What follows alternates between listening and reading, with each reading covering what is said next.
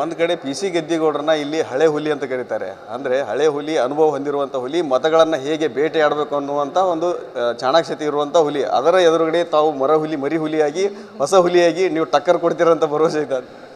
ಯಾವತ್ತಿದ್ರೂ ಕೂಡ ಹಳೆ ಹುಲಿಗಳು ರಿಟೈರ್ ಆಗಬೇಕು, ಹೊಸ ಹುಲಿಗಳು ಬರಲೇಬೇಕು. ಅಂದರೆ ಮಾತ್ರ ಸಮಾಜದ ಒಂದು ಇದೆಲ್ಲ ಮುಂದುವರಿಯುತ್ತೆ. ಅದು ಶಿಷ್ಟೆಯ ಒಂದು ನಿಯಮ.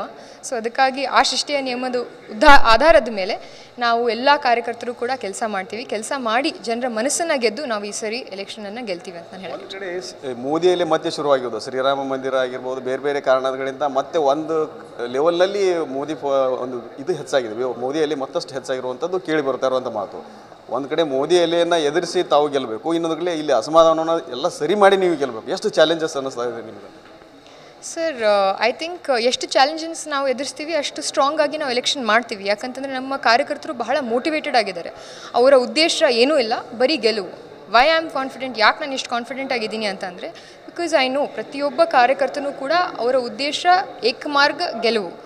ಸೊ ಮೋದಿ ಅಲೆ ಅಥವಾ ರಾಮರಾಜ್ಯ ಅನ್ನೋಕ್ಕಿಂತಲೂ ಹೆಚ್ಚಾಗಿ ನಾವು ರಾಮ ರಾಜ್ಯವನ್ನು ಸ್ಥಾಪನೆ ಮಾಡಬೇಕಾಗಿದೆ.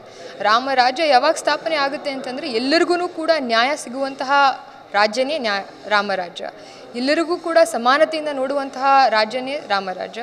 ಎಲ್ಲಿ ಎಲ್ಲರಿಗೂ ಕೂಡ ಖುಷಿಯಿಂದ ಇರುವಂತಹ ಒಂದು ವಾತಾವರಣ ನಾವು ಯಾವಾಗ ಸ್ಥಾಪನೆ ಮಾಡ್ತಾ ಇದ್ದೀವಿ ಅದೇ ರಾಮರಾಜ್ಯ. ಆ ಒಂದು ನಿಟ್ಟಿನಲ್ಲಿ ನಾವು ಕೆಲಸ ಮಾಡ್ತಾ ಇದ್ದೀವಿ. ಯಾಕಂತಂದರೆ ನಮ್ಮ ದೇಶದಲ್ಲಿ ಬಹಳಷ್ಟು ಜನ ಬಡೋ ಜನ ಇದ್ದಾರೆ. ಇವತ್ತು ಎಲ್ಲರೂ ಹೇಳ್ತಾರೆ India is progressing, India is progressing ಅಂತಂದರೆ ಇಷ್ಟು ಕೋಟಿ ಜನ ರೇಷನ್ ಮೇಲೆ ಯಾಕೆ ಬದುಕ್ತಾ ಇದ್ದಾರೆ? ಅದು ಒಂದು ಪ್ರಶ್ನೆ ಉತ್ತರ ಆಗಬೇಕಲ್ಲ. ಸೊ ಅದಕ್ಕೆ ನನ್ನ ಒಂದು ಉದ್ದೇಶ ಏನು ಅಂತ ಅಂದರೆ ತುಳಿತಕ್ಕೊಳಗಾಗಿರುವಂತಹ ಜನ, ಆರ್ಥಿಕವಾಗಿ ಹಿಂದುಳಿದಂತಹ ಜನರಿಗೆ ಕಾಂಗ್ರೆಸ್ ಸರ್ಕಾರ ಬೆನ್ನೆಲುಬಾಗಿ ನಿಂತಿದೆ. ಅವರ ಒಂದು ಹಿತದಲ್ಲಿ ನಾವು ಕೆಲಸ ಮಾಡ್ತೀವಿ ಅಂತ ನನ್ನ ನಂಬಿಕೆ ಇದೆ ಸರ್.